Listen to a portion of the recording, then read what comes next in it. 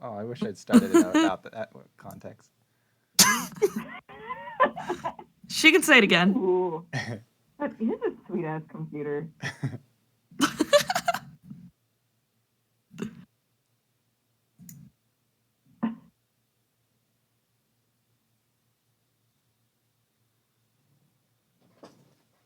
I don't know how long of a battery life I have on me. Can we plug them in and have them self-function? That's probably that. Probably not.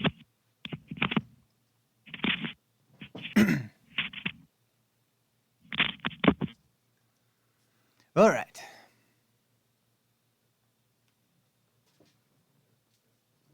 I have to unplug them. Oh, that's not going to work at all.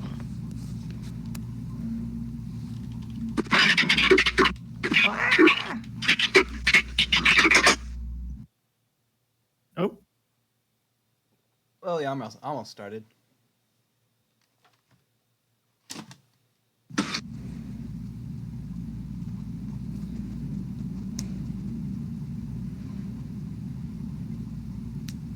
Do you have...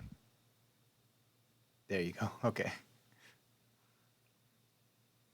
Sorry, I was trying a thing with trying to plug them in because it's 60% battery. We'll see if it lasts. All right. Let's introduce our characters. James Nipton. is that me? That's you, yeah. Okay, sorry. I am playing Jewelpod Zipzap. He is a dragonborn sorcerer. Jewelpod Zip Zap. Yeah. All right. Dragonborn sorcerer. Barbecue titty sprinkles. I can't even talk now. No, not today. I am playing Lincoln Heronius, the Mute Bard.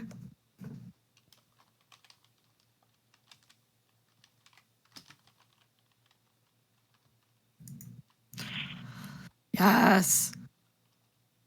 What the hell is Wesley's name? Why can't I tag him? Heronius, okay. Lincoln.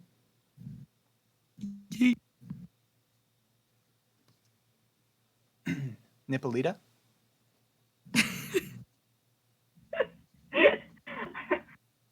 I will be playing Brynruch. Oh, thanks. I've forgotten. What? Bless you. Gesundheit. Aish, you can call me Bryn. Can we though? We can. I much prefer Brynruch, but you know, I understand if you can't say it. Brynruch. Would you like me to type it for you? Be sure to enunciate the Rughxk.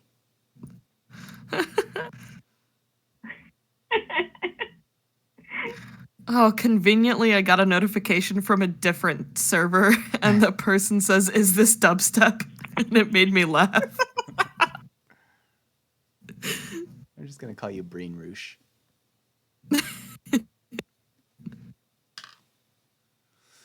Okay, Tim will show up eventually. She's a dwarven sorcerer, by the way. Okay. There's a lot of magic here today.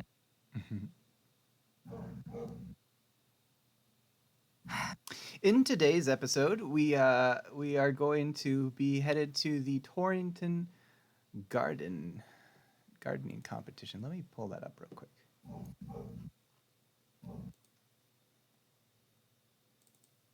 Open folder, open folder.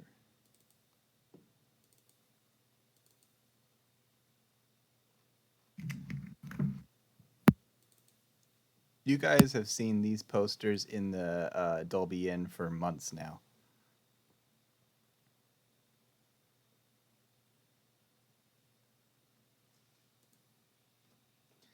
Torrington Gardening Competition. Bring your largest, your finest, your most original plants, fruits, and veggies. It's time for the annual Torrington Gardening Competition. All garden items may be entered, and judges will decide which ones will take home the prizes. First prize is 1,500 gold pieces. Second prize is 1,200 gold pieces, and third prize is 900 gold pieces. They're all located in the Torrington Market. So I think one of you should volunteer to kick us off, and you don't have to start at the inn this time unless you specifically want to. You can start wherever you want to start. I'll start. I don't mind. So Lincoln is getting ready to leave the town, and he's saddling up his horse Eponia to a cart where he has a very, very large clay pot. It's triggering, I know. This one's not broken. But it actually has a very, very large plant inside of it, but you can't see what kind of plant it is. Currently, it's covered by a big tarp. Okay. Where did you say he's leaving? He's leaving Torrington to go, well, the inn to go to the Oh, he's leaving Dolby. thing. Okay. Yeah. So Torrington Market is just a short jot away. You're just going to beeline straight there? If no one else is meeting him at the inn, yes. Is anybody else at the inn? No. Okay. Probably from around the Jameson Theater distance, you can already start to hear the music playing in the distance. It's got lyres and there's people shouting, just it's a crowd of bustling activities. You've got clowns, you got people walking around on stilts, you've got people playing music on the sidelines, you've got fish people throwing fish to each other like Pike Place Market, and you've got all sorts of stuff going on. You can see a lot of the center of the Torrington Market has been kind of cleared out, the main street of it, and it's got all these places for people to set up and put up their amazing plants. And as you draw near, you can see there are some empty locations where you could possibly take your plant. Okay. We'll just wheel the cart up and he'll start unloading it in an empty space. Doesn't really matter which one. Okay. As you are starting to unload, this guy on really tall stilts comes striding over to you, and he looks down and he goes, "Wah, wah. Hello there, you want a balloon?" Burp, burp. Lincoln looks at him and he smiles and he shrugs. Okay, this guy, he does this thing, he pulls it out and he stretches and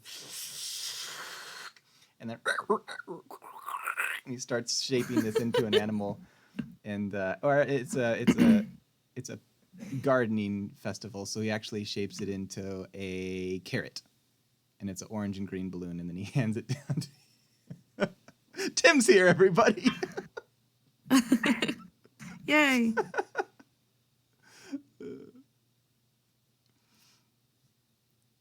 You have no problem getting your stuff set up, and one of the judges comes up to you and he goes, he's kind of a long-faced, slender-looking man, and he's got a frown on it. Well, it looks like it's probably a permanent frown, and he comes up to you and he goes, "Are you finding everything you need?"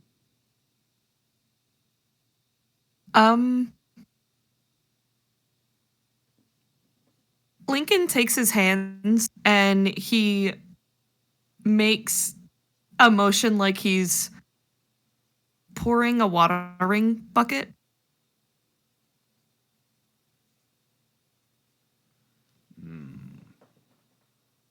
Can't you speak? He shrugs. Well, good luck presenting your plant without being able to speak. I will get you some water. He slowly walks away, and the giant stilt clown goes, "Here's your balloon."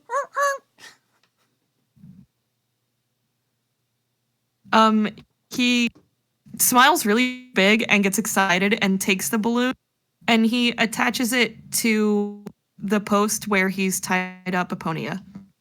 Okay.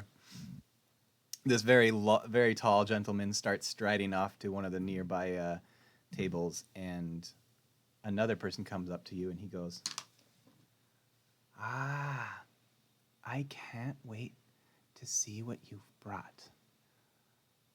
I can't wait to see what all the contestants have brought."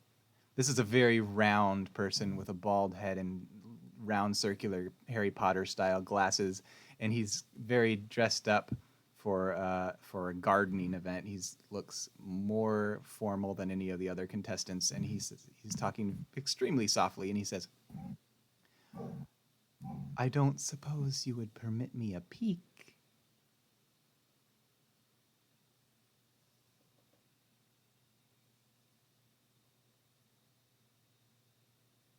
I'm assuming by You're the way muted. she muted herself that that's a no. No, my dog was barking. Uh, Lincoln puts his hands on his hips and looks very coyly at the guy and shakes his finger. Oh, very well, I suppose. But if you have any interest in seeing my plants, I would be happy to show you. I am a strong believer in botany and gardening and the energy of the earth and the relationship with Mother Nature. I also teach a seminar on the healing power of gardening every weekend. If you're ever Um, interested. he nods. Can I be setting up my station while this is going on? Yeah, where are you in relation to Lincoln? I think that I would be a couple of booths down, but I have to actually set up an entire tent. Oh shit. And if anybody looks very closely, they'll notice that I'm a dark elf, and they would probably assume that it's because my plant is an underground plant of some sort. Mushroom. How far along are you tent wise? Maybe like halfway done at this point. He's got on these like big welding goggles so that he can see during the daytime. Lincoln, there you should have no problem spotting this guy if he's not far from you. His tent is, I imagine it's got all the poles up and he's tarping it and everything. Cool. He whistles and just kind of waves like his whole arm. Happy to see somebody else. Ilario will wave back and then quickly go back to what he was doing. Fair. The bald-headed guy with glasses is gonna kind of shuffle his way towards you with his fingers tips clasped against each other, and he's got kind of a bow tie too.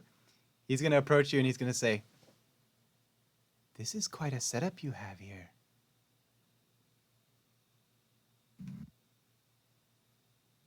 Yeah. I don't suppose you would let me have a peek inside. You will have to wait until I am done setting up the entire tent. Oh, There is. The UV light will be very bad for the plant, but once it is done, you may feel free to come and investigate all you wish. oh, all right. Listen, I have a great assortment of plants if you ever feel like taking a look. I'm actually planning to give some away at the end of the competition, just to make sure there's no hard feelings and that everybody's being sportsmanlike. If you ever want to take a look, I'm just right over here. You should just wait one moment and I will be done and you can come and check out my plant. Excellent, excellent. I'll just be at that table over there. He walks away.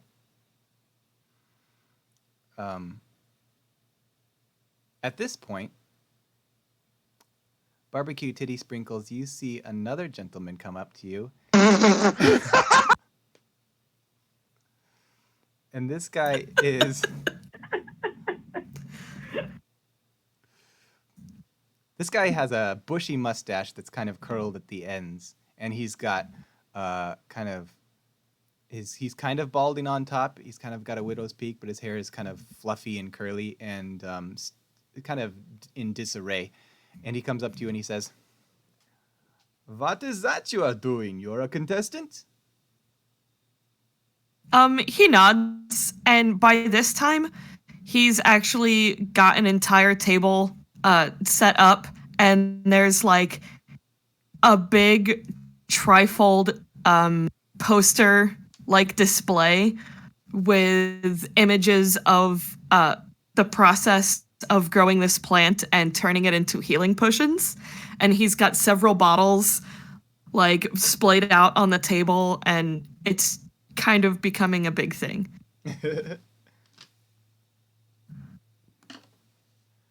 My name is Professor von Strupel.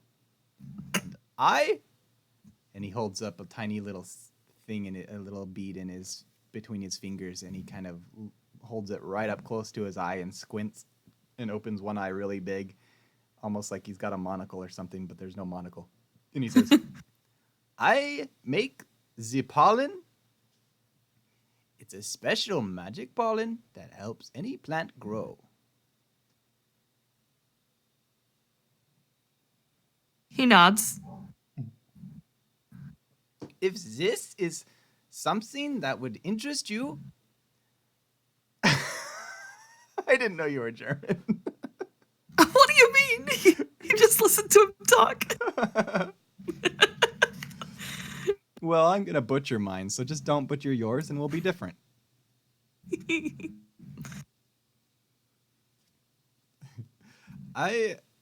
If this is something that interests you, I am selling it, but I have to make a disclaimer that it is still in the testing stage.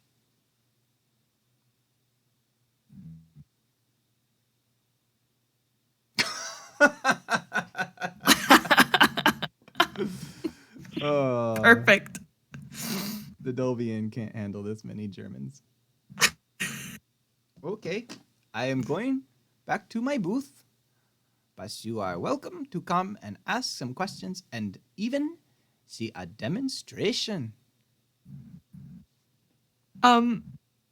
He nods and tips his green hat towards the guy and turns back around to keep working. Okay, so the guy saunters off, and then Saunters, ooh. he canters off. I have to think of this other guy's voice. Hold on. Oh, and then this last guy comes up to you. And this guy's not wearing a shirt. And he's got a hairy chest, and he's got a bushy beard.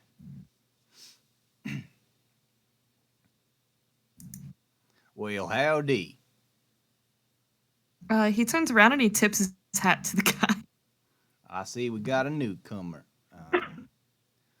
Boy, am I anxious to see what y'all are bringing. I hope you don't have none of them feminine plants.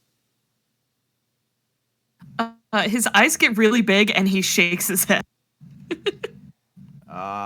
Does my heart good to see another man in this competition. We got a healthy bunch, and it's all due to my hard work. He stands up very straight at this and puts his hands on his hips and kind of looks hero-like into the distance. I'm a masculist, you see. I fight for men's rights in the field of botany. Too long has it been solely represented by women and thought of as a women's field. And too many plants are feminine in nature. He just nods. Well, anyway, good luck in the competition. I hope that I beat you, but good luck anyway, fellow man. And he just walks away. Lincoln don't turns find back that around to guy keep of- working, and he just kind of like scrunches his face and like wiggles in mockery as he's trying to set his table. So Nipsey Tassel, along comes a My very. name is Ilario, thank you. I've just been having more fun with our Discord names than our actual character names. Same. I love it. Say your character name again. Ilaria? Areolia? Ilario?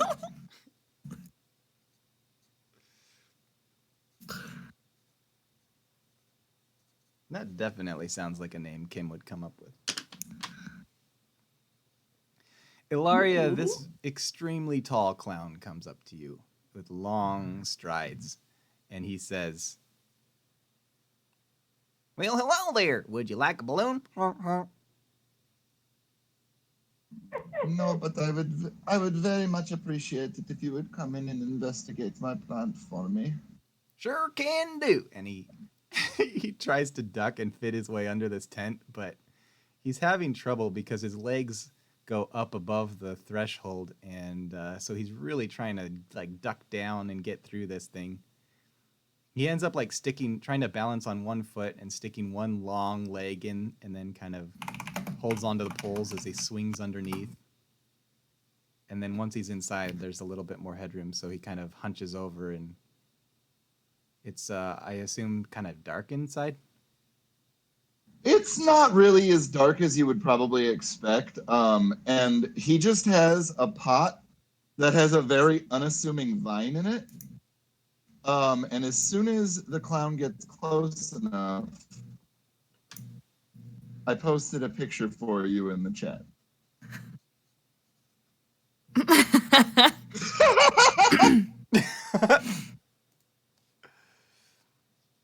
Assassin vine, large plant unaligned. False appearance. While the assassin vine remains motionless, it's indistinguishable from a normal plant. It has the powers of constrict and entangling vines.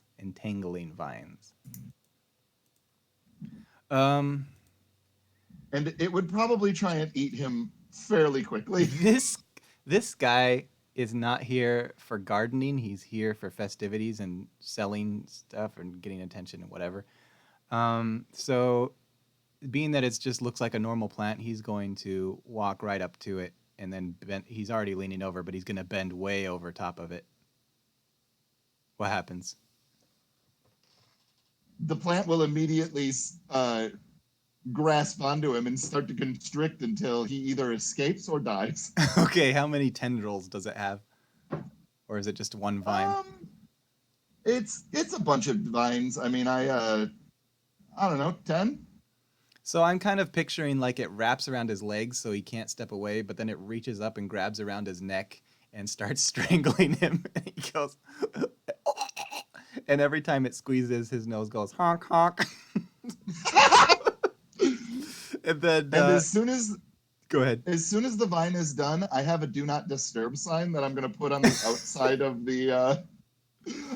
of the tent, and I'm going to start cutting him up with the saws and stuff that I have in my bag, and get rid of all the pieces and wait for another victim. Okay. Way to make the gardening competition super dark. Lincoln, you are just probably coming to the last bits of setting up your table, and finally people have left you alone to do your work. And then from not far off you hear either is it like, are we dealing with power saws here, or is it just hand saws? Just a hand saw. You hear this kind of and it's not, I hated that. it's almost like somebody sawing through wood, but it's a different sound. It's probably not one you've really heard before. Or is it? Unless they butchered lawn cows on your ranch. So at this point, Bryn is going to come into the competition area. She has a wagon with she herself is a dwarf with a nice, a female beard, which is basically she just doesn't have as much on her teeth.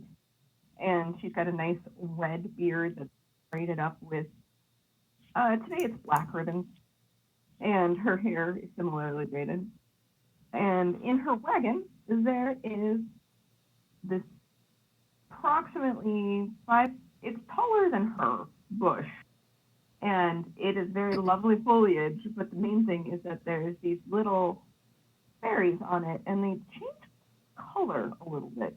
And she pulls into an spot, I guess. I was just going to keep introducing NPCs until you showed up, which is the same treatment I'm going to give Eric. So, you start setting up your booth, and Every time I go to start, you're like, so then there's this Nope, clown, nope. right? You got to be faster than that. All right. Wow. Come on, Wesley. Be aggressive. Shove your way in there. Oh. Don't make him uncomfortable. Yeah. I almost called him James Nipton. Jewel Pod is pushing one of those industrial carts. Like it's like 3 shelves with wheels, and there's just kind of like a loose tarp thrown over it, and he's just pushing it along to the nearest open space to set up his little booth thing. Okay. This place is starting to fill up. They had pre-signed up contestants, so they have a pre-established number of how many booths are going to be here, and you are one of the final contestants to arrive. And so when you find your place, it's not too far from these other player characters. And as you start setting up, you notice let's see here. Actually, you notice the same skinny gentleman come to you, and he says, he's the permanent frown one, and he's got a large jug of water and a watering can, and he says, "Are you finding everything okay? Do you need anything?" Oh no, seems like everything's set up right here. No problem, not a problem. Got my little cart, got my labels, everything's all good. Very well. If you need anything, just ask for Thaddeus, and I will arrive at your service. Will do then. Pleasure to make your acquaintance, Thaddeus. Good to see you. He's kind of struggling with his skinny little arms as he hauls this giant water jug over to Lincoln's table, and then he says, "I brought you your water."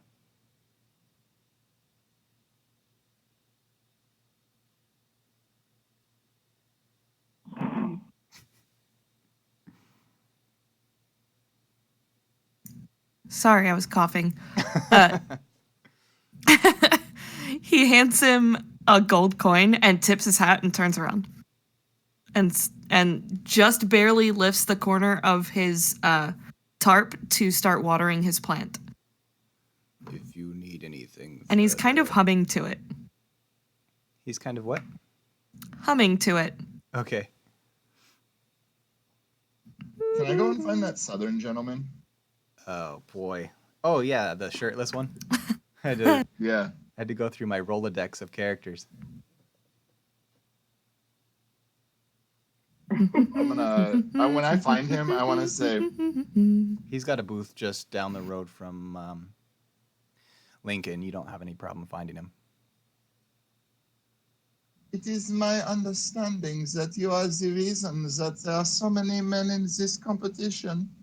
If I am having some sort of an issue, could you perhaps come and help me with it? That's right, because I'm a masculist and I'm fighting for men's rights and their participation in the botany industry. So I would like You are so important to everything we are doing, and I thank you so much for it, sir. Now, please, if you could come and help me with this, I would be very appreciative. Well, now that you mentioned it, I do have something that I would like to show you real quick before we do. Some of my long, hard work, and I do mean long and I do mean hard. I've been working on this for a year now, trying to... Is that what you would call innuendo? Because I love innuendo. He's got this Beauty and the Beast container over top of something, and it's on his table, and he goes to lift it off, and he goes, "Too long have plants been portrayed as feminine. That is why I've created," and he lifts it up, and he says, "the penis flytrap." And you This see, is marvelous.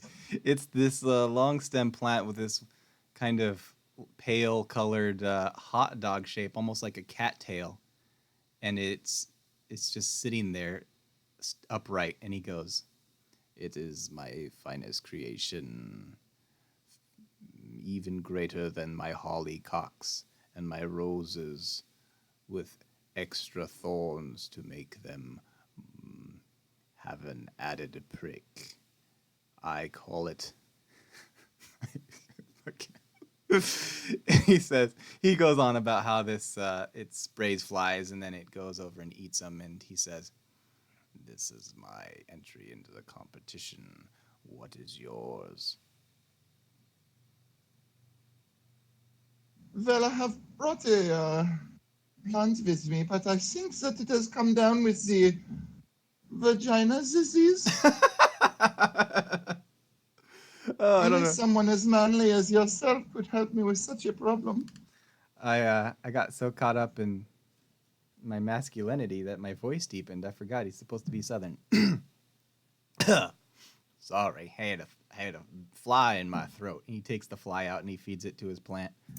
All right, let's go take a look inside that tent of yours. Yes, let's. And he'll kind of laugh in a really creepy and ominous way. So this guy, as he follows you, he's like glistening with sweat, and it's all like dew dropping in his chest hair and everything, and beating up. And he follows you into your dark tent, and he says, "Interesting. Mostly the time, contestants around these annual competitions use bright sunlight plants, but I see you've taken a different route." Yes, well, if you cannot tell, I am not exactly from the surface, and so I must use my knowledges to my advantage.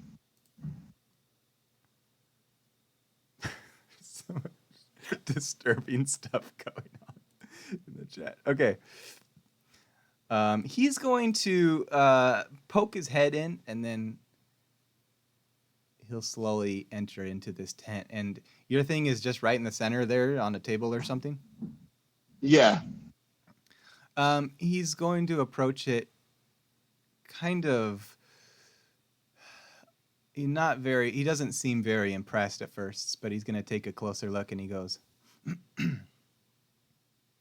"Well, it does look rather feminine. I can't say I'm too enthusiastic about it.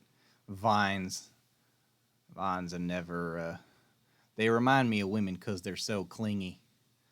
I don't know about this one. We might be able to fix it up. Maybe some pruning. Maybe we could talk about grafting."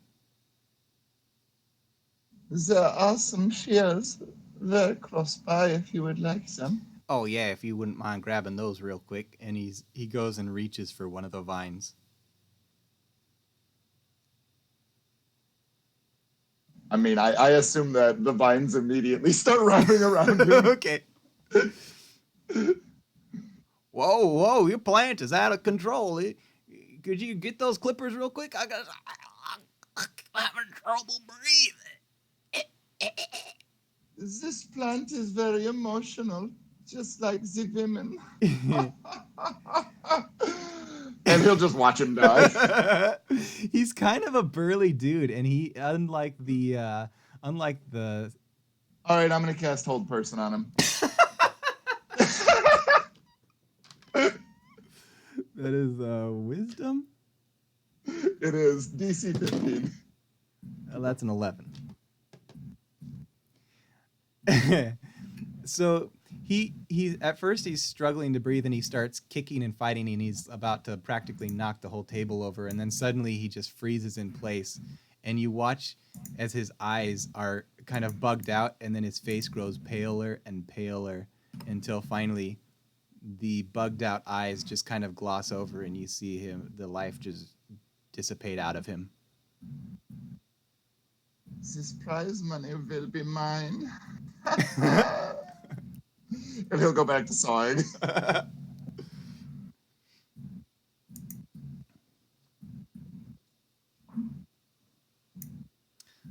So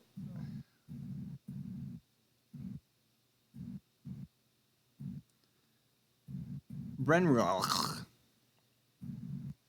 you see a gentleman with a bow tie and round glasses approach you, and he's walking very, very softly and flowing. Like he doesn't take big bouncy steps. He just kind of glides, and he says, "Hello, fellow contestant." Aye. Hello there. What kind of plant did you bring? A great variety. I'm glad you asked. Plants are kind of a passion of mine. You see, we are all plants ourselves in reality. We are all connected, and the energy flows through us. My name is Swift. Swift Well, tree. Swift. Tree. Well, for being a Swift, you sure ain't talking very fast. Tree. For damn it! I'm playing with you and I flip into Alamari automatically. Hey, you talk awfully slow for a Swift character. The trees grow slow. Mother Nature carries on over the years. There is no rush in life. Well, you may need to talk a bit faster if you want people to understand what the hell you're saying. I'm You excited. got trees and us for us to eat you. How delightful. Mother Nature is a powerful force sometimes.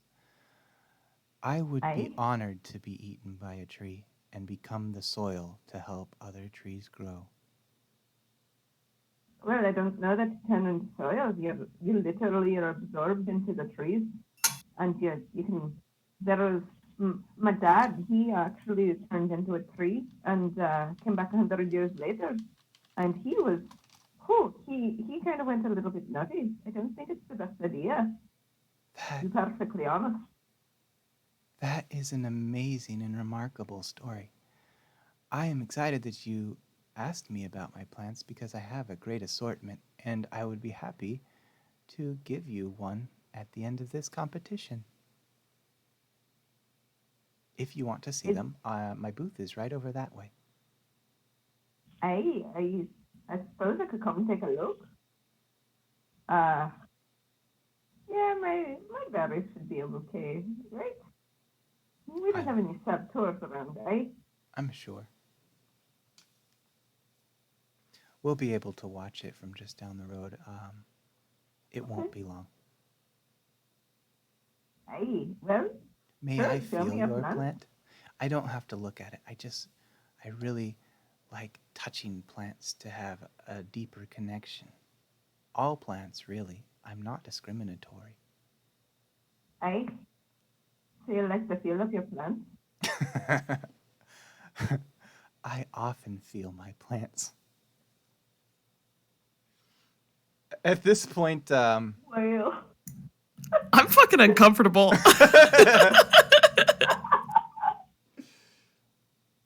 I need a cold shower.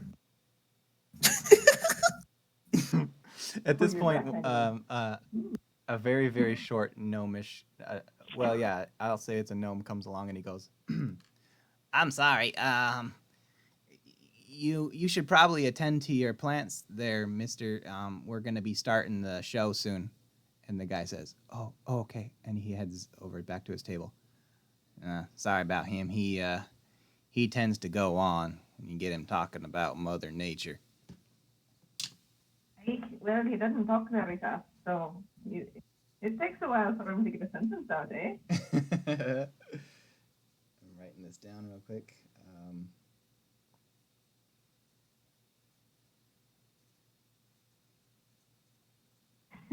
Well, My Thank name you. is Green Eraser, because that was the first thing Brian saw when he named me. And I'm be one of the judges today. So we're going to be starting the show here pretty soon. Do you need anything? I think so. Should be good. I need to move it. All right, well, you're cutting out and you sound like a robot, so I'm going to move on to the next table. If you need anything, just ask one of the judges. And he goes over to Jewel Pod and he says, "How about you, sir? How we doing over here?" Sorry, I have to think of what his fucking voice was. Like Oh Cockney. yeah, not too bad, not too bad. Yeah, I was wondering, do you have any water and meat? That would be wonderful. Water and meat. Did you say warm meat? Water and meat. Two things. What? Oh, water. Oh, of course. Yeah, of course. Water Wait, and meat. and meat. Yeah, Well, in small little chunks. we get all types at this competition. You might find something over by one of those vendors. I saw they were selling giant turkey legs. No good if it's cooked raw meat, silly head. Well, I reckon they have raw turkey legs, but I don't know. You know what? I'll go check for you. But you, Thank you kindly. you better get your things together. We're gonna start the competition soon. Well, I'm trying, but meat helps. He heads off towards the giant turkey leg booth. And is there anything you guys need to do before this competition kicks off? You said I that. cast invisibility on myself to steal the penis flytrap. Yeah, I saw that.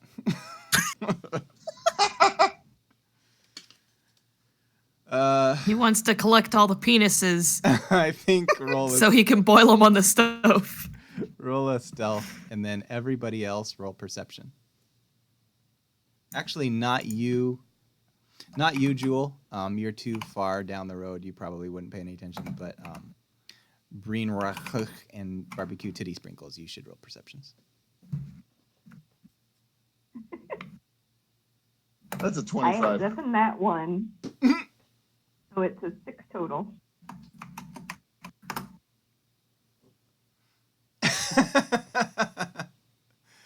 Oh boy, I'm too busy humming to my plant. that's two Oh, nat wait, ones. back. That's a 2. Brian, can I roll a perception to see if I've seen these two guys go into a tent and not come out? Yeah, That's valid. All right. you were setting That's a up your booth 21. at the time, so that'll do it. I was gonna set it high, but that'll do it. So, yeah, you found it peculiar. You're probably wondering if there's a back exit to this tent, but that might be something to investigate because they're either that or they're just hanging out in there, which is a little odd. Well, my tent is my booth is literally just a cart with a tarp over it right now, and he's pretty set with that. But I'll walk over to the tent and see if anything's in there. Okay. I think, is there anything else, Tim, besides a table and a plant in there? There are my bags that have the body parts in them. Okay. And you find that not only are those two gentlemen not in here, but you also don't see Ilario anywhere. And you probably notice the bags, and I don't know, Ilario, does he notice some tools? Some Probably. saws specifically? Yeah, I would think so. Are these bags like bloodstained? I mean, Or- there's a lot of body parts in them, so probably. I would probably open one of the bags then. Ooh, lad. Well, how I close think did he get? I mean, if he's going into my thing, the assassin vines can go after anything within 15 feet, which is my entire tent. Okay. Oh, Okay, yeah. If I seen this giant ass plant, then I probably would. It looks like a regular plant, so what would your character do if it just saw a normal plant on the table? I would probably just go to the bag then. Okay. I will allow you to roll a dex save since you're already on your toes. Deck save. Yeah. Hold on. It's a DC 14. Okay. 15 on the die puts me at 14. Nice. You have a terrible dex.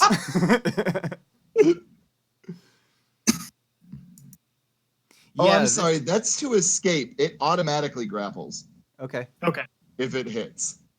This So we should thing. probably roll an attack roll instead. That's fine.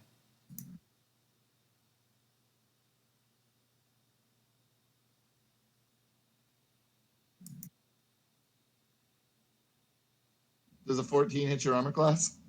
It does. All right. So now you would be able to fight with it and escape and whatnot. But So this thing, just so we made it fair. as soon as you set foot in the tent, it's almost like when you are watching nature programs and you see an animal go after an insect. It's like you almost can't even register it with your eyes. It sends out a tendril and it just wraps around your leg and probably pulls you off your feet, but you're able to wriggle out of its grasp. I assume you want to exit the tent. Yeah, because I imagine I would like step in and it would immediately attack, and then I'd be like, "Whoa there, all right," and then just take a couple steps out. Okay. And then I would kind of look around for Ilario, and if I don't see him, I would just walk back to my tent or my cart. Can I be showing back up to my tent as he's exiting? I'll allow it. I'm also going to Did you say, find? as you pull out of this tent and you're kind of scrambling on your back or whatever, and then you're about to stand up, oh, never mind. You got eaten. Okay, carry on, Tim.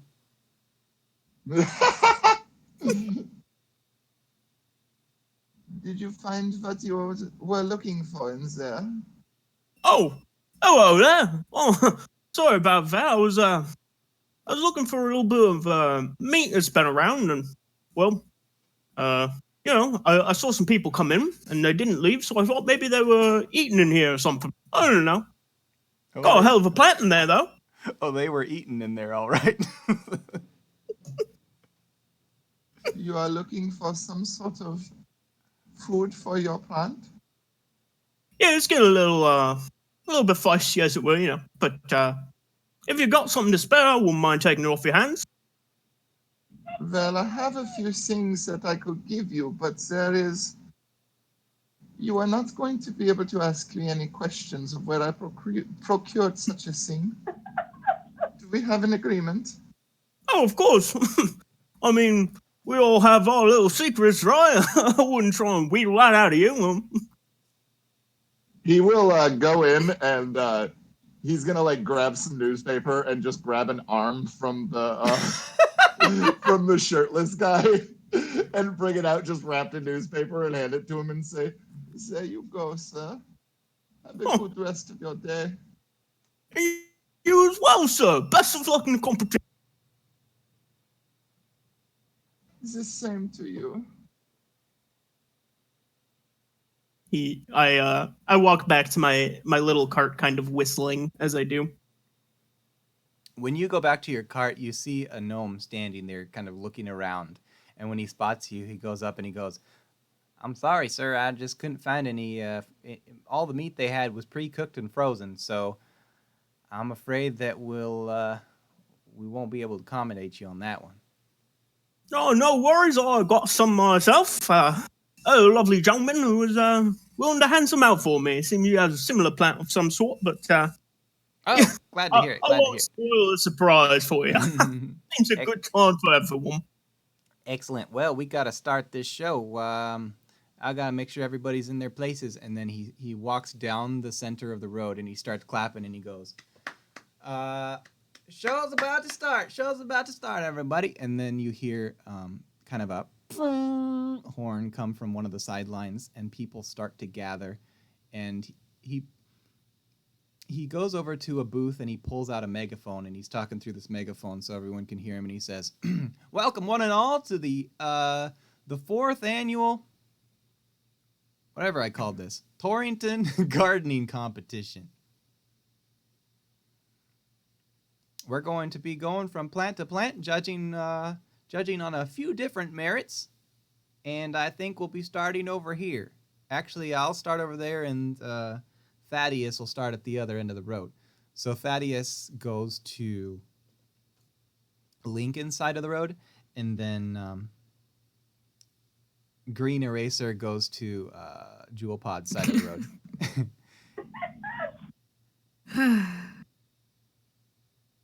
So the first place they start is the round glasses gentleman with the bow tie, and he is showing a kind of a hybrid of a plant mixed with almost like it's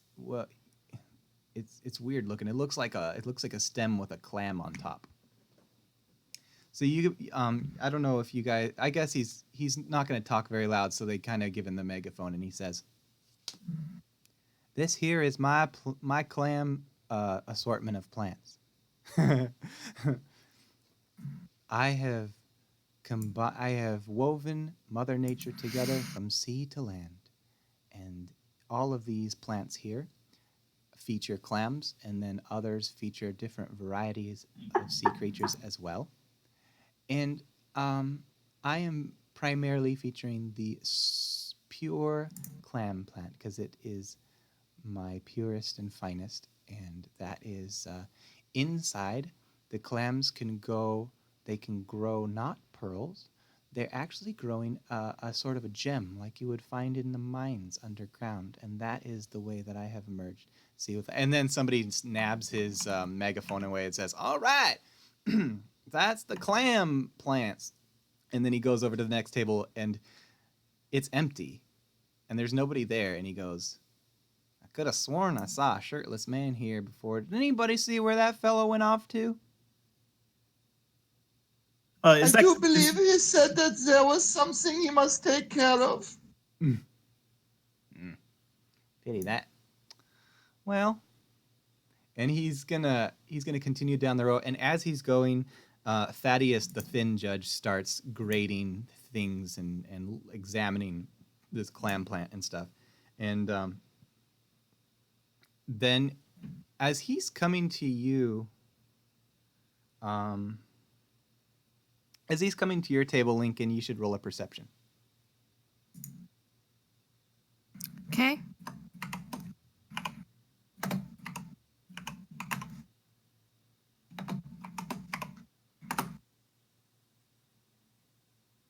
Good enough. He's going to stand there with the megaphone talking about you and your plant briefly. And as he's doing this, you can see the pollen guy, the professor with the German accent, walks over to look at the clams table as they're judging to see how he's doing and stuff with his pollen. And he starts having kind of a side discussion with this clam guy. And the clam guy goes, you can just kind of overhear this, and he goes, "As much as I love Mother Nature, I'm actually terribly allergic to pollen, and I try to handle it with gloves because I and he just sneezes, and this pollen goes everywhere in a cloud, and then suddenly this whole thing this scene that you were watching is interrupted as a megaphone is shoved in your face, and you're expected to talk about your plants. I stare at the megaphone and I scowl at the man. And Lincoln steps back and motions his arm to his diorama, sort of like trifold poster display. And it starts with photos of a seed, and there's actually one on the table, and it's like football size, and it looks like a giant walnut. Wow. And then there's a part where it's like in the pot and you're watering the plant, and then there's scenes of it growing, and then there's scenes of it getting bigger, and then there's a picture that kind of looks. Give me 1 second.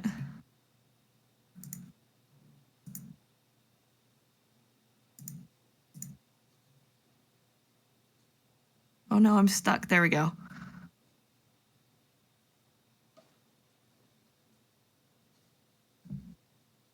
There's like a hand drawing like this. And then there's pictures of the plant dying and being harvested for healing potions, and there are healing potions on the table and all kinds of other stuff.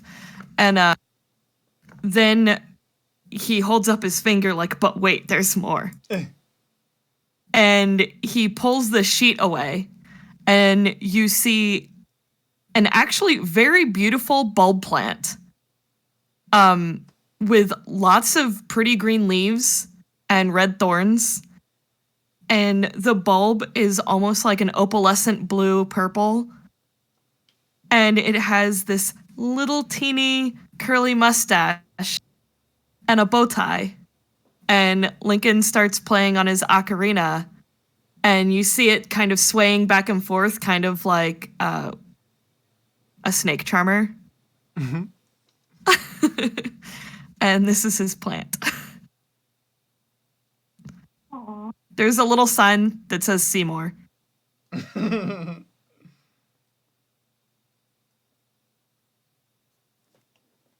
Okay, Does he and at any point say feed? I didn't hear it. Yeah, I don't know what she said. Does he at any point say feed me? Speak at all? Don't know. We'll see. Okay. Well, speak more than Lincoln, probably. So this guy awkwardly puts the megaphone back up to his own lips and starts kind of narrating the things that he's seen and the things that you're gesturing to. And then he makes his way further down the line as the thin man comes up to you, the Thaddeus judge, and he starts grading you. And the small gnome approaches Brinuarwarsh's stand, and he says, "And what do we have here?" And he kind of hands you the megaphone.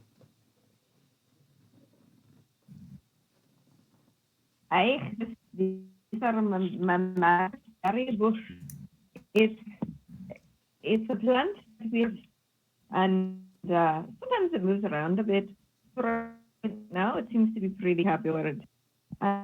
And if you eat a berry, it'll give you.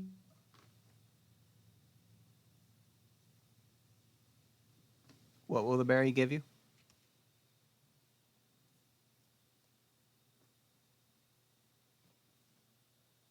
If you just eat a good chance that you'll get a little bit of a buff power or two. Would you like to eat? They're delicious. And they are about blueberry size, so they're not terribly big. But they change color a little bit, and they shift. So they reddish to kind of more blue, and kind of in the shades between pink all the way to a deep purple. And kind of, so they change. Okay. You're cutting out pretty hard. like one.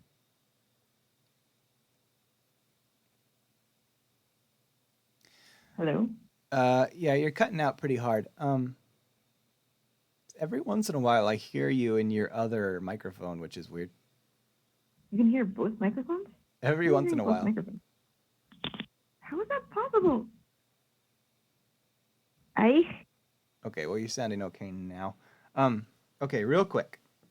So it's got these berries that give you, it gives you buffs, right? Is that what you said?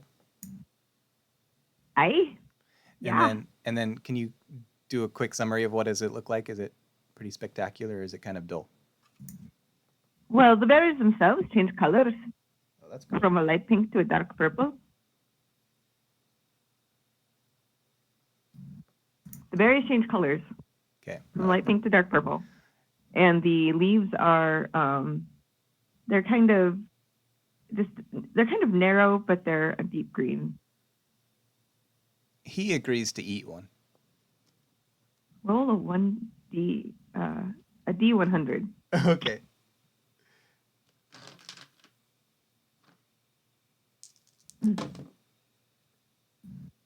$30.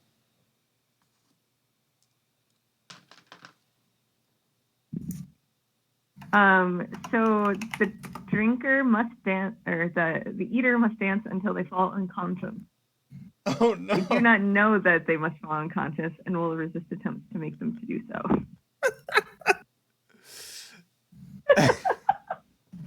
He eats this berry and he starts kind of doing a river dance style where he's kind of tap dancing around and maybe a little bit of Broadway, like maybe he takes his hat off and does kind of a show tunes, like gesturing with his arms, even though he doesn't have a cane. And he starts to kind of, you see kind of a panicked look on his face, and he goes, boy, am I feeling jovial. I can't help myself. I just get the hankering to dance, and then I can't seem to stop. Aye, you get the dancing one. I haven't seen that in an age.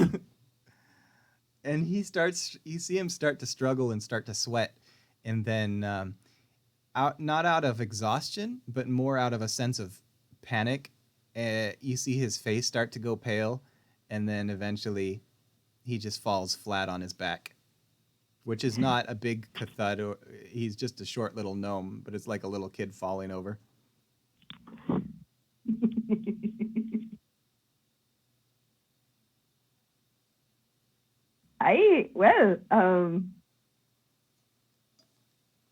Not the best buff you could have gotten, but you danced real good.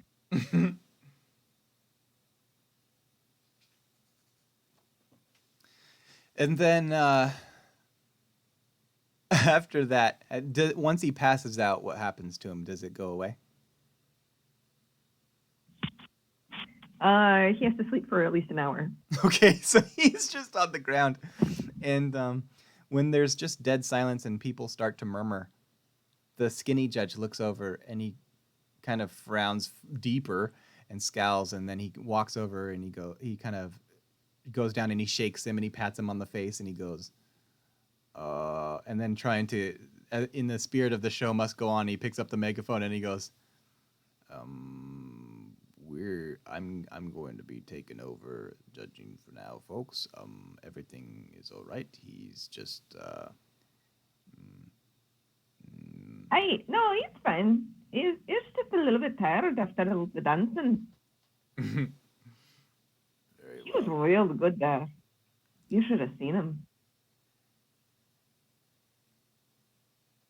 So this guy stands up tall and he starts striding over to you, Jewel Pod, and he seems super bad at being an MC. So he just kind of thrusts this megaphone at you without a word. Yeah, but before I take it, I put on one of those little like hospital masks.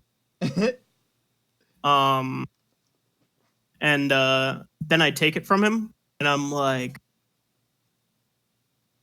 "Oh, right then, step right up. Here we go. The show begins now." And I kind of pull the tarp that's over my cart off, and there are these like the honeydew plants, kind of those long stalks with like little dewdrop tipped things coming off them. I'll pull a picture. They're hard to explain.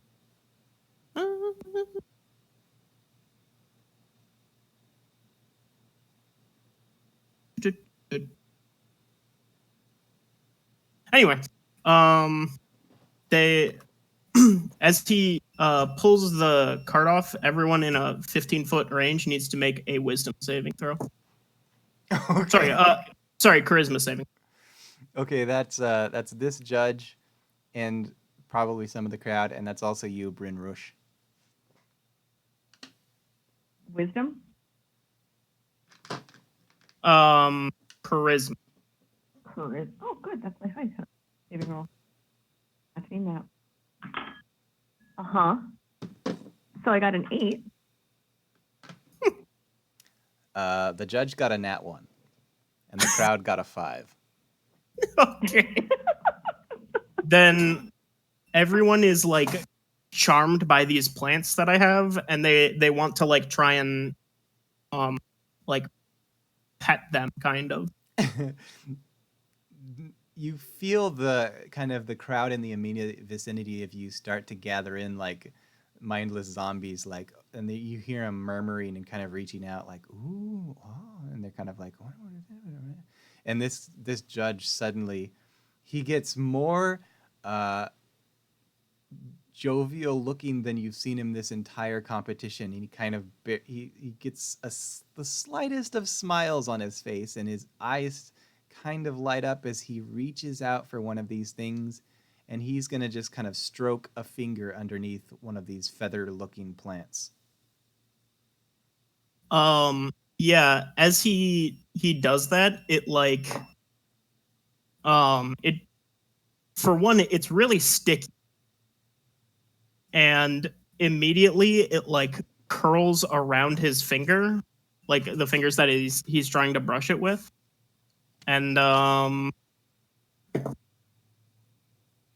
right, I don't think a 6 is going to hit his AC, is it? No. Okay. So yeah, it's just curling around his finger, and there's probably like a slight burning feeling, but it's not too bad. Okay. He pulls away. Is he no longer enamored at this point? I would say since it didn't like actually do any damage, he might be like wary of. He pulls away, and it kind of boing, suction cups off his finger, and he draws back and he goes, "All right." And he, As you can see, these little babies, this one's Petunia here, the one you grabbed. They just love to eat real meat. And I'm gonna pull out like a little chunk of the meat I hacked off that guy's arm, and I'm gonna just like put it on the end of it. And as it curls around, you can see it like dissolving in front of the crowd. And he's like, they just go nuts for it. They've been real hungry lately, so please do watch your fingers. It'll take that right off if you're not careful. "Thank you for the warning." He shuffles around your table, keeping a healthy radius from this stupid plant, and he reaches out and snatches the megaphone out of your hand and walks hastily over towards the big tent.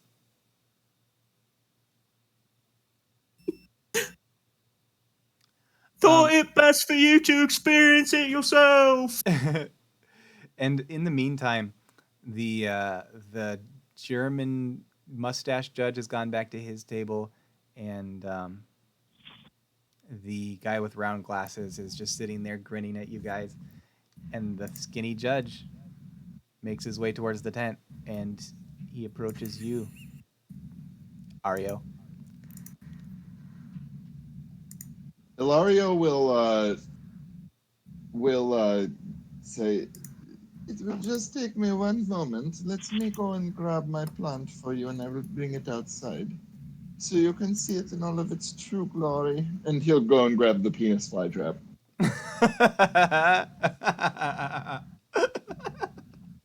Okay.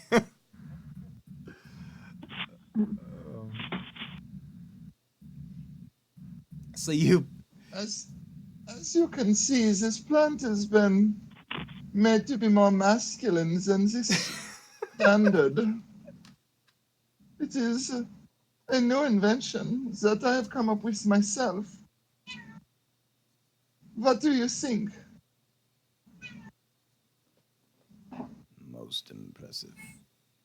He's going to kind of stroke it, and it's standing. If you are going to stroke it, please put on these goggles first. And he'll pull out some safety glasses. It has a tendency to spit. It's standing very tall and upright right now, and he starts petting this thing. It's kind of got a velvety feel to it, like I said. It's kind of like a I almost said corn dog, whatever that's called, cattails. And sure enough, it shoots out a jet of a gel substance, and he backs away real quick, and he goes, "Most impressive," and he starts grading your paper.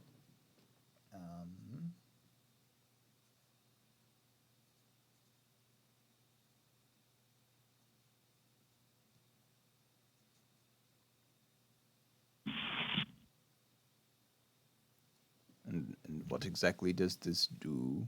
It eats flies. No, as a matter of fact, what it does is it attracts all of the flies from your garden and keeps them from bothering you while you are digging and feeding and things. Most interesting, but not terribly unique.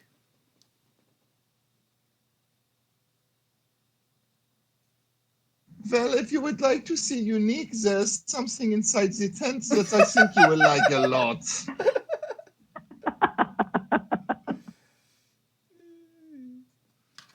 Another time, perhaps. He's gonna shuffle away, and he's made copies of all your scores. He's given you scores on paper, but then he's got a bunch of them in his hands, and he kind of looks down at the first judge a bit disappointed, and then he says, "Due to circumstances beyond our control, I will have to call in a guest judge." And I think since the German is not participating in the actual competition, he's just selling his product, he's going to call him over, and the German judge will judge the last ones that Kim prevented.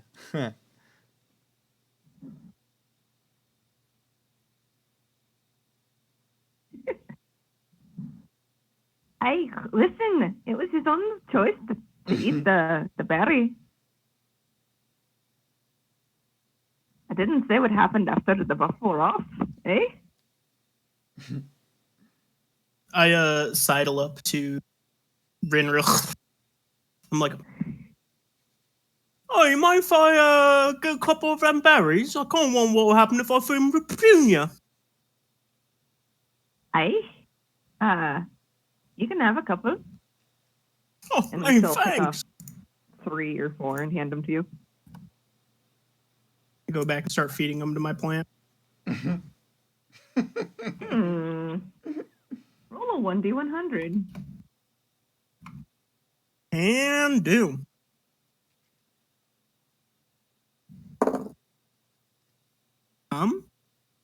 80. 80. Your plants become invisible.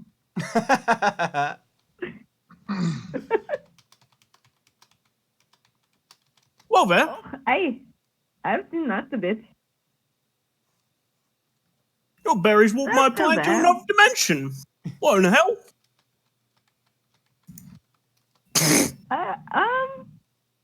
Well, dang it.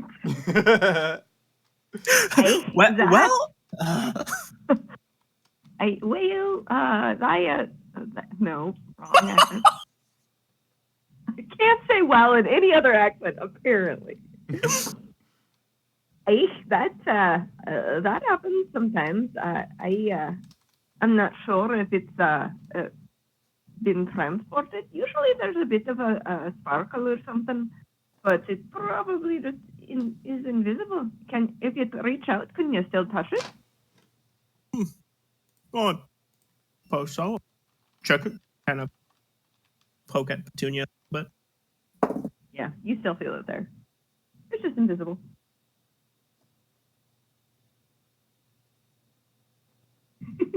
I feel the reassuring burn of its little acid stickers. Oh, Yes. thank goodness. I thought I was going to have to find some way to bring it back out of nowhere. You know how long it'll be invisible for? It seems a nasty trap. Might end up walking into it. Eat me all. Oh, just kidding.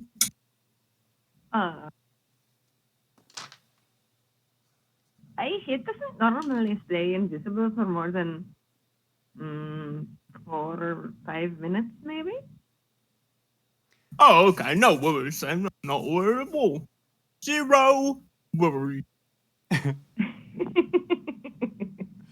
So, as there's been some deliberation and the German judge has had a chance to grade his grades, you hear the horns go again, and the skinny judge takes the microphone and he goes, "The judging has finished.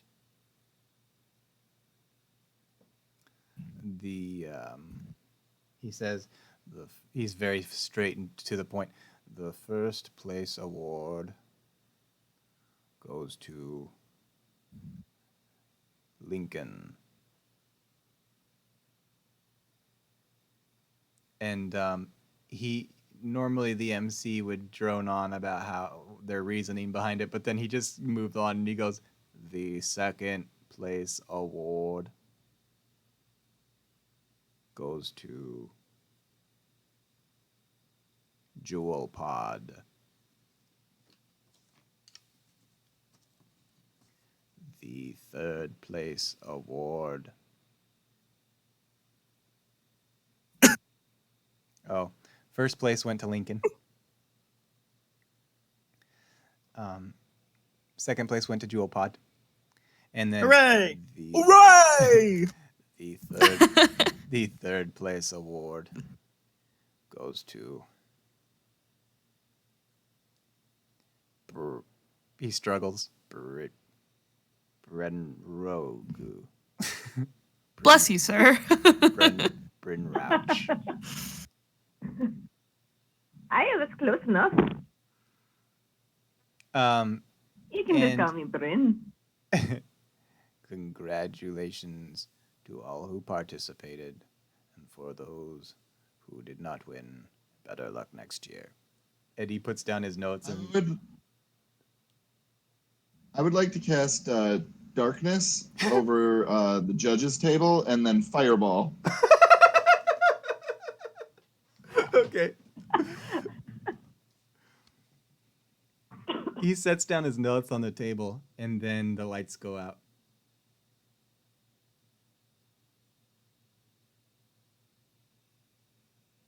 And then I need a dexterity save from all of them.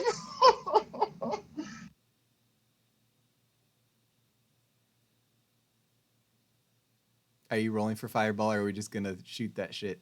Yeah, I'm gonna roll damage right now. So it'll be 22 damage to anybody that doesn't save. Okay, I'm gonna roll for the German guy because he was not right behind the table. Oof. Okay. So this fireball goes whizzing by your table, Lincoln, and you feel the heat emanate off of this thing, and you just watch it. It's almost like in slow motion, even though it's going at a very rapid pace, and it just explodes into flames at this judge's table. And the German judge gets flung backwards, and you see him flare up for a moment. And when it's gone, Nobody sees anything. I cast darkness over it, so you just see the fireball go into the darkness and hear an explosion. That's it. oh shit! It absorbs all light. Yeah, there is no light can escape from the 20-foot diameter radius, which is exactly how large a fireball is. Then when it goes into this darkness, Lincoln and also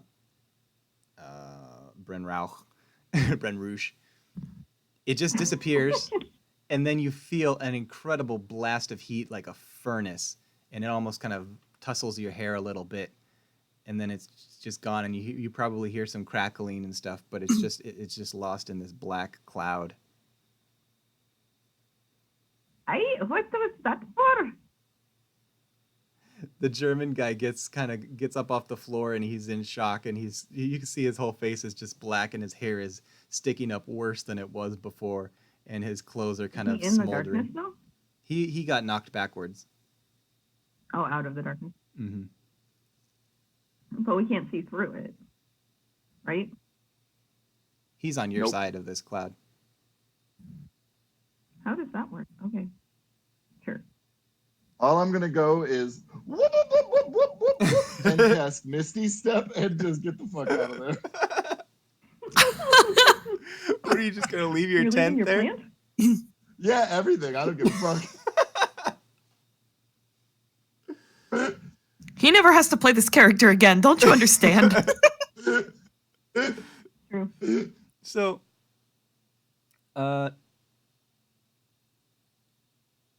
after he leaves, this well-dressed, round glasses gentleman with the bow tie comes up to you guys, and he's got his cart, his little wagon, and everybody's kind of trying to rush. The crowd and stuff is trying to rush towards this dark cloud and see what's inside, but the heat is emanating off of this, and he's just trying to be jovial this whole time, and he goes,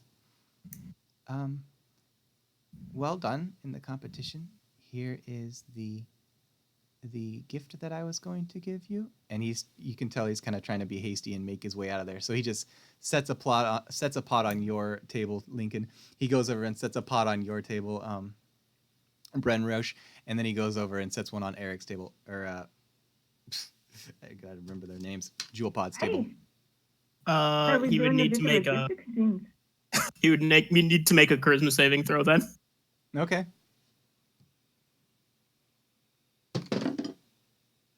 Eight. That does not save. So You see him set this pot on your table and look at you, kind of glance at your plant, and then he gets all starry-eyed and he goes, I adore unique plants, and I feel such a strong connection by touching plants. May I touch yours? I've never felt such a desire before.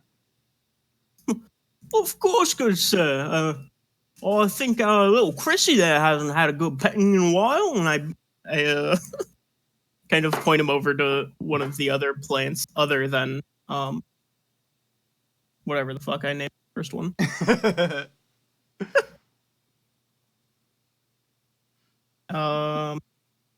Oh, right. I have to roll for an attack.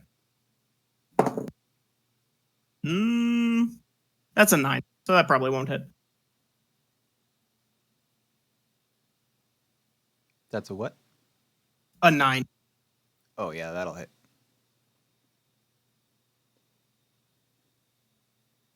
What? Little robot-y there, Brian. That's a hit. Oh, okay. So as this guy sticks his hand on the bristles, it curls over his hand, and he is grappled, and he takes 7 acid damage. You see it wrap around his hand, and he goes, "Hello there, little fella. Nice to meet you." And then he starts to pull away, and it tugs harder. And then, how does the acid hit him? Oh, it just melts through his hand. You see him delight in this, and he smiles gleefully as he watches his hand disintegrate, and he goes, "Aw, cute little plant. Are you making me food for more plants?" Chrissy is a feisty one with that. I don't know what's Would going. you like some of the berries as well? He pops I'll have them in him. his mouth as as his hand is just leaking. Roll a d100.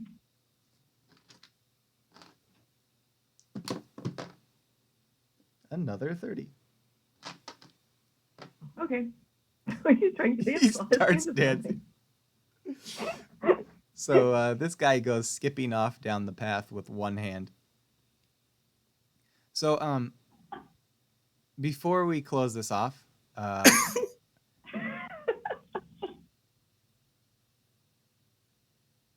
Brenrush, what do you do with your plant, and where do you end up going after this is all over and the evening comes?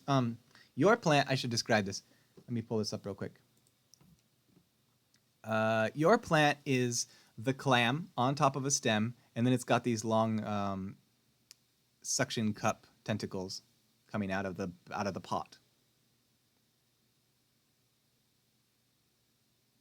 So it has like a stick with a clam on top, and then the tentacles are in the soil directly. Yep, they're kind of just hanging out of this pot. So it's like vines, but they're just snaky tentacles. What color are they? Kind of a pale. It's greenish, but it's also kind of gray.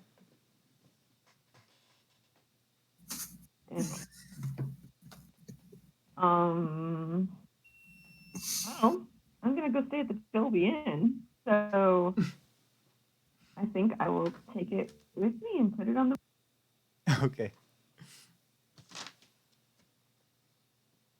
And then Lincoln, you get a clam on the stem, and then there's another second stem coming out with a light glowing on at the end of it, and then down at the base of that there's another sort of Venus flytrap looking plant, but with really, really frightening, gnarly, sharp teeth. What do you do this evening?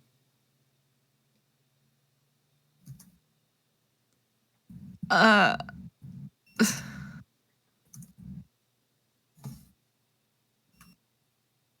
honestly just not about any of that. Do you just get rid of the plant?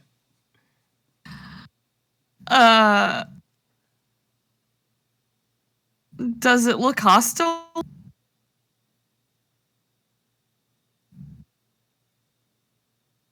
Because my plant has gnarly sharp teeth, but it's a pretty nice guy.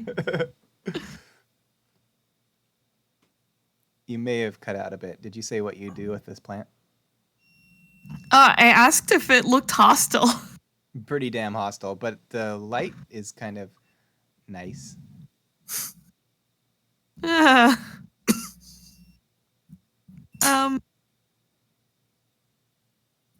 I asked the other guy if he wants the plant. Which guy?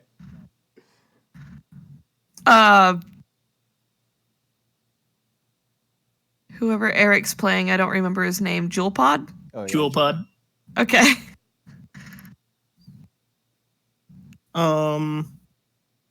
Did I get the same plant as her, or did I get a different one? Yours is going to be. It's another stem. It's another clam on top, and then it has a long, snaky tentacle out of it. But it's got kind of these spines along the end of it, and it's not so much round tentacle. It's more like a thin tentacle. Okay. Does it tickle? Maybe. Then yes, I would take Lincoln's plant And yours? if he was offering. Yeah, What's he was offering it. What are you doing this evening?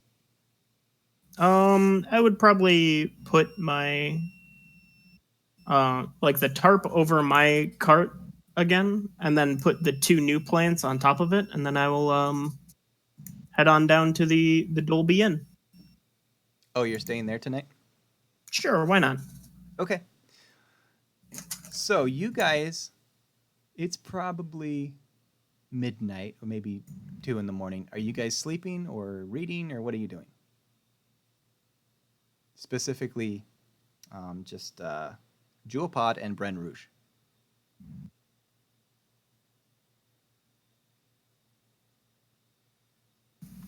Well, how go busy ahead. has the Dolby Inn been? Has it been interesting? Are we still drinking? You can be. Celebrating our win? It's 2 a.m, so it's up to you. There's not going to be anybody at the inn aside from people staying there, so maybe there's a guest or two, but other than that, the whole place is closed down and they've just got the stuff out for guests.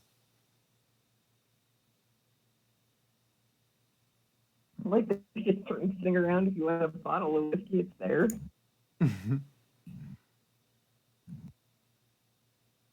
So you're hanging out? Sure. Okay. What about you, Jewel Pod?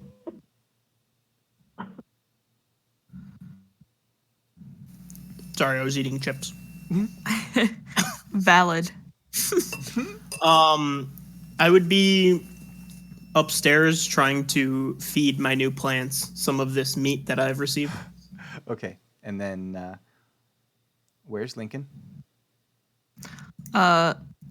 Lincoln is just kind of packing up everything back into his cart and petting his plant and giving it pieces of jerky for doing a very good job.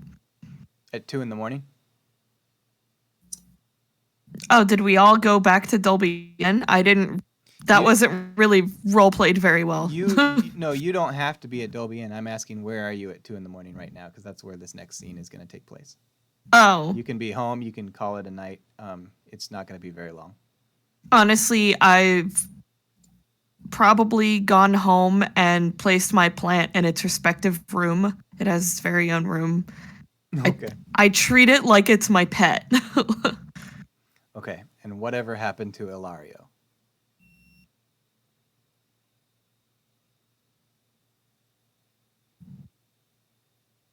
He whooped, I guess. Yeah, dude, I fucking whooped on out of there. All right. Well, we're going to leave that a mystery. Probably not even gonna bother. Yeah, I'm not gonna. I'll never tell. So then here's what happens. 2 a.m. rolls around, and it's happened kind of slowly since you left to where it is now. You guys notice that these plants have grown inside. You don't know, perhaps you don't know why, but it's from the guy's German pollen that he sneezed all over it.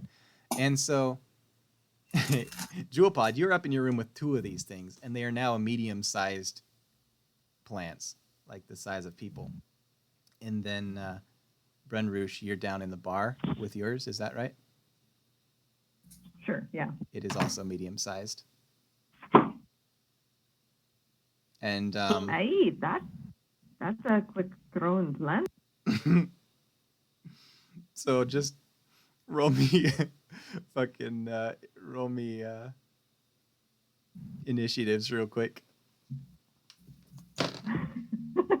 While we do that, do they still look like plants or? Oh, yeah, they're just very large, and they're kind of busting at the seams from their pots down below. Okay. I rolled a 10 then. Oh, sorry, with Dex 11. it's 9.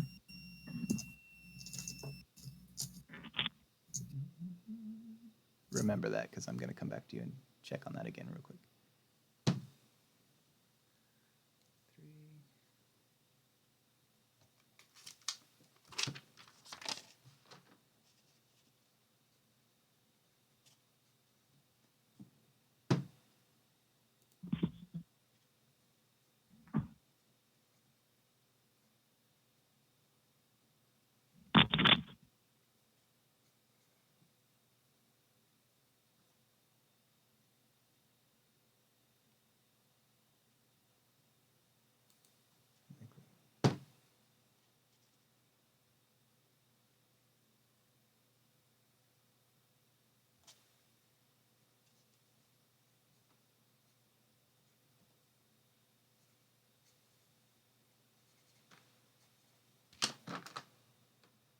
Give me your initiative numbers again.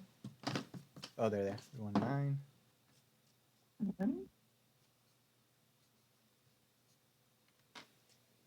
And what was yours, Bryn Rouge? 11. Perfect.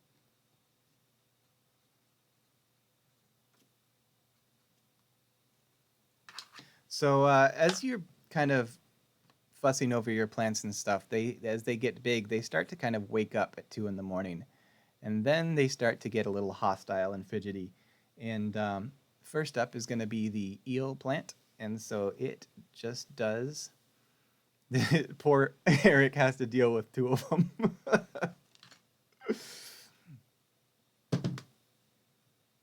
You cut out real bad for me. Oh. Which plant? This one's the eel up in Eric's room. Jewel Pod's room. Jewel Pod. That's 5, 6, 7 is, I assume. What's your AC? It's currently 9. Not enough. But he gets a double attack, and that's 7, 8, 9. So that's a hit. He's going to do 1d4 damage, which is a 3. He does 3 damage. And then he produces a powerful jolt of electricity when he zaps you. And so you have to make a DC 15 con save or be stunned.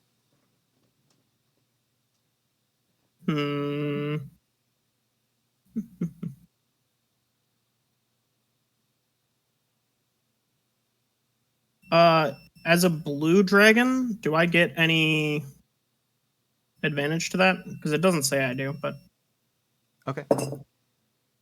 cool, and I do not make that. Okay, you are stunned 4. Where did my D4 go? Oh, there it is. You're stunned for 3 turns. I'll let you roll a save each time to see if you get out of it. Next up is the Angler, also in your room. It rolls. Does an 8 hit? 8 does not. Okay, that's a miss.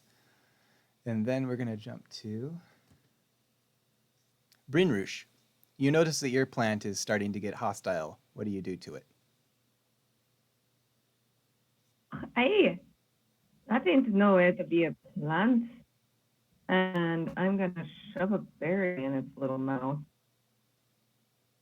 I can. Can you hear me? You're going to do what? Shove a berry in its mouth. Okay. Well, the clam is pretty sealed tight. You would have to pry it open, and I don't think the tentacles are going to allow you to. It's a virgin. Be gentle. I don't have. Well,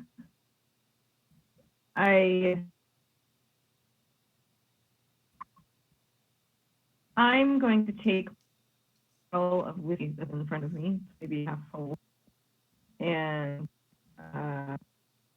like break it open in such a way that it splatters all of.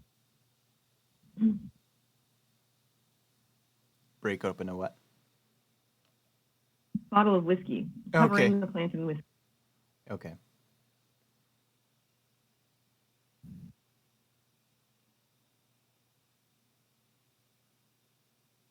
And then I'm going to try to light it Do on fire.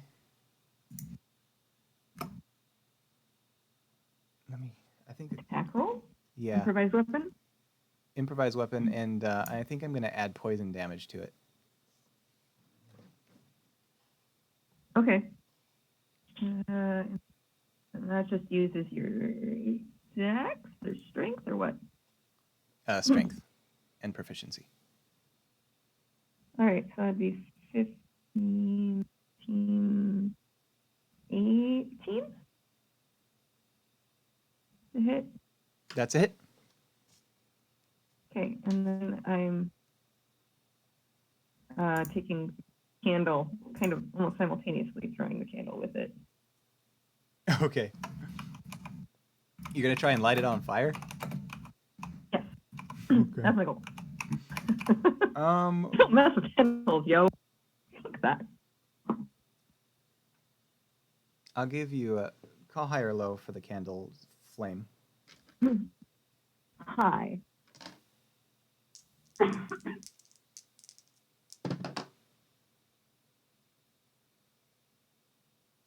Okay, so you you smash this bottle of whiskey on this thing, and you can immediately see it start to shrivel up, and then you douse it in flames. Did you have a damage on that hit? Improvised weapons 1d4. not a tavern brawler, so it's only 2 damage. And then I'm going to double it twice because he's vulnerable to both of those things. Okay. Do you want me to do fire damage too? That Yes. would be like bludgeoning and fire, or do you... Okay. Fire damage is 3. For the sake of time, we'll say yes. Okay. So 3 fire damage, bludgeoning, or whatever. Poison, whatever you call that. How much fire damage? 3? 3? Yeah. I'm rolling 1d6, assuming that it would be like a really weak burning hand. 3 becomes 6, so this thing, you smash this bottle of whiskey over it, and then you douse it in flames, or you don't douse it in flames, you set it on fire, and this thing starts to, you see the tentacles shrivel up and writhe around, and this thing kind of wilts and looks blackened as the whole clam on top starts to lean over like a sunflower, and then its mouth kind of pops open slowly, and roll a D100.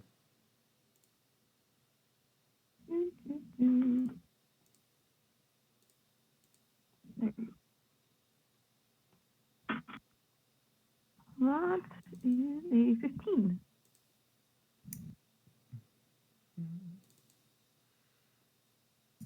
Okay. And then roll a D10. I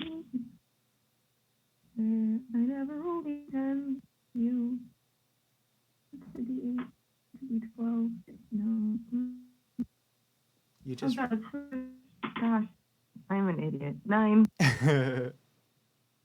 you get out pops from this clam a chipped gold gem.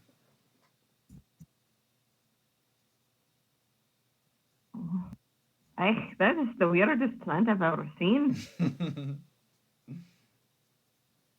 I'll take the gem though. Hey. And with that, I think I'll. Rook's going back to her room and leaving the burned plant there. All right.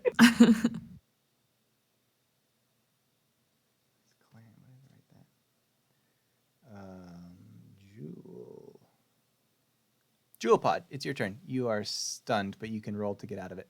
Wisdom save. Wisdom save? Yep. Or not wisdom, what did I say? I said con save.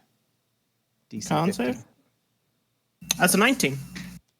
All right, you shake off this stun, and you have the opportunity to do something. So I want to do like that magic trick where you pull a tablecloth out from like a set table. Okay. But I want to do that on my cart. Okay. I don't know what you want me to roll for that. I will let you choose between, I don't know, sleight of hand and dexterity. Or acrobatics, I meant to say. Both of those are a -1. Let's see. It's a I don't know if this is legal because you're not doing this for anybody but yourself, but I'm going to let you do a performance if you prefer.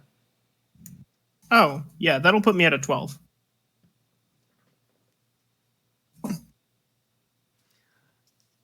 That's a 12. You get the cloth. I don't know what was on your cart. You probably lost some stuff off of it. Well, the 2 plants were on the cart. They're going to kind of topple to the ground. Oh, I'm fine with that. They are trying to upright themselves as you do whatever you're about to do. Well, my plants are now giving off their pheromones in the area. So, plant pheromone save? Okay. That was wisdom normally? Yeah. They are really bad at wisdom. It's a 10 for the eel. And a 12 for the angler. Both of them fail and Okay. want to try and pet my plants. Okay. You see them start to crawl like inchworms dragging this pot behind towards your plant. Is it up high or is it on the floor? Where's your plant at? So there's like it's like 3 shelves. So the bottom one is like almost akin to the ground, and then the middle shelf is probably like 2 feet up. Okay. And there's plants on all of them. Okay. That's where they're headed. How does that happen? How do they resolve that? What? It's just like the pheromones are affecting them. So unless they probably take damage from the plant, it's the same as being charmed. Okay. For the so if they take damage from the plant, or I think the plant's allies for charmed, I'm not positive. I think that's right. That's what they're going to be doing. Do you have anything left in your turn? No, I wouldn't do anything for the rest of my turn then. Okay. Ow. Let's see. Where was your? I'm assuming your cart was kind of in the middle of the room. Where was it? I had it pushed against like one of the walls. It's one of the walls. And these other plants were how far away? But, well, they were on top of the cart until I pulled the thing off, but then they clattered because I did a shitty job pulling it off. I'm trying to figure out how far are the monster plants from your plants. Oh, probably like 5 or 10 feet. Oh, okay. Yeah, they have no problem. They go right up to them, and they're going to try and touch them. Is that right? Okay. Then the tentacle. Does a 9 hit the tentacle? The eel one? Yeah, his armor class is 16. All right. The other one had a 6, so they're just kind of wrapping around each other. Tim's And not basement taking is damage flooding yet. again. Yikes. So they're just enamored with these things then, and they don't take any damage? Yeah. I guess it's your turn again. Dope. Then I am going to cast haste on myself. And then I think that's my whole turn because I don't have any bonus actions. Okay. Did you want me to roll on my wild magic table for casting a I don't know. spell? I don't know what is going on with your characters, so it's up to you. You gotta. Well, it's if I cast a spell above first level, you can choose to have me roll d20s, and if I roll a 1, something random happens. Yeah, let's see what happens. Do you have a table Alright. set up? Yeah, it's just part of the sorcerer thing. Okay. But I didn't roll a 1, so nothing happens. Okay. But I'll just roll anytime I roll a spell then, if that's cool. All right. The plants are still charmed. Yeah. They're gonna try and touch them again, I guess. Cool. Then Can they the do eel. wisdom saves on their turns to get out of it? Oh yeah. At beginning or end? I would say at the beginning they can. That is a the eel gets a 17, and then the angler gets a 9. The angler's still enamored. It's DC 15. Okay.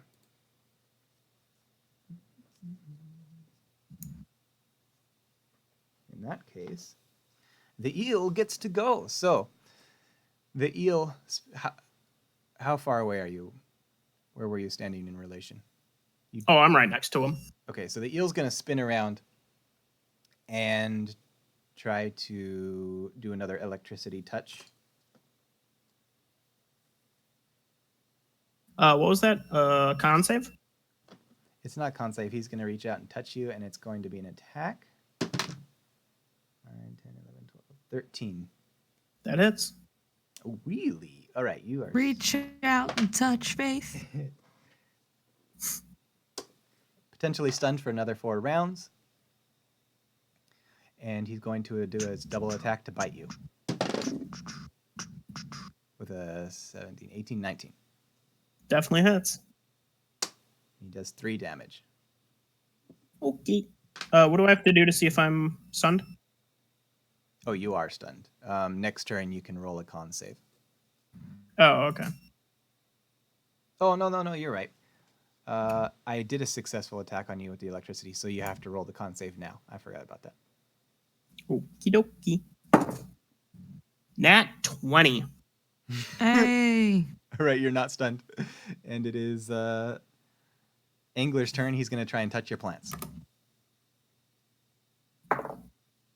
14 hit the armor class?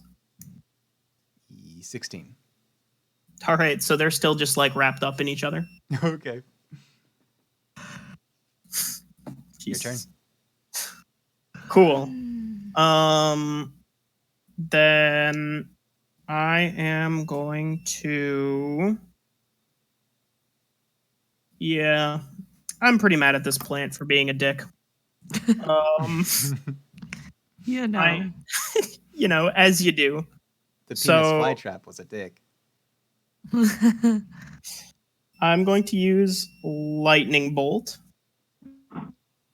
and that is going to hit both of them. They need to make dexterity saving throws. Oh, shit. DC 15.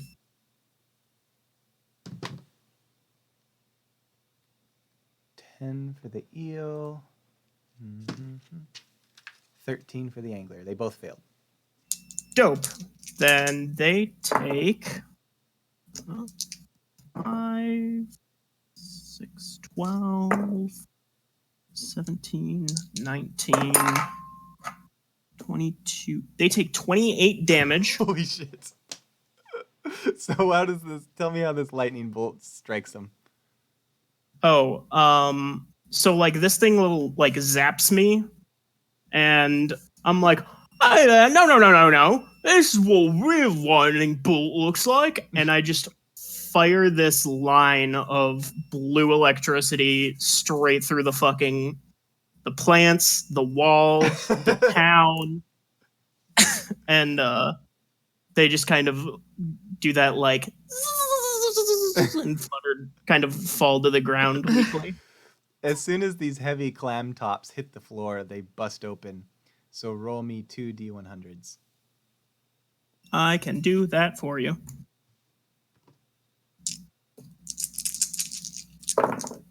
Uh, 40 and a 58. 40 and a 58. Now roll me 2 D10s.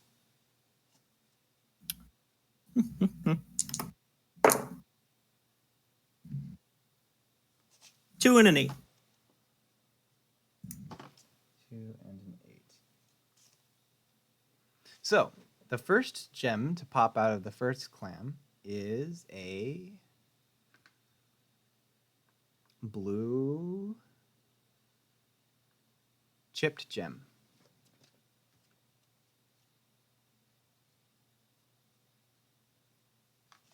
The second one, 8, is a flawed yellow gem.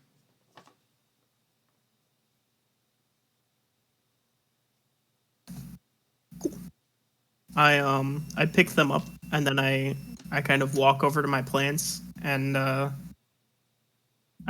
like give them little pieces of meat, and then as they're busy like consuming it, I start petting the other side of them so that they don't attack me.